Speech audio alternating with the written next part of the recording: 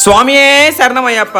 నమస్తే స్వాములందరికీ. ఎప్పుడో తెల్లవారు 9 గంటలు లేచి ధీమాగా పనులు స్టార్ట్ చేసే నేను ఈ అయ్యప్ప మాల దీక్ష వల్ల తెల్లవారుజామున 4:45 లేచి చకచకా స్నానం చేసి 5:30 లోపే నా పూజ కంప్లీట్ చేసుకుంటున్నాను. అంతలా నా జీవన విధానాన్ని మార్చేసింది ఈ అయ్యప్ప మాల.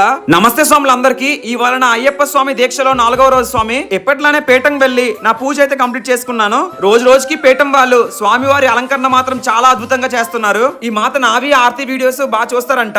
అందుకే ఆ మాతని వీడియో కాల్ లో పలకరించి అక్కడి నుంచి నేనైతే వెంకటేశ్వర స్వామి దర్శనాని కోసం వచ్చేసాను. ఈ వెంకటేశ్వర స్వామి గుడి అయితే చాలా బాగుంటుంది. ఈ గుడి మా ఆఫీస్ కి పక్కనే ఉంటది.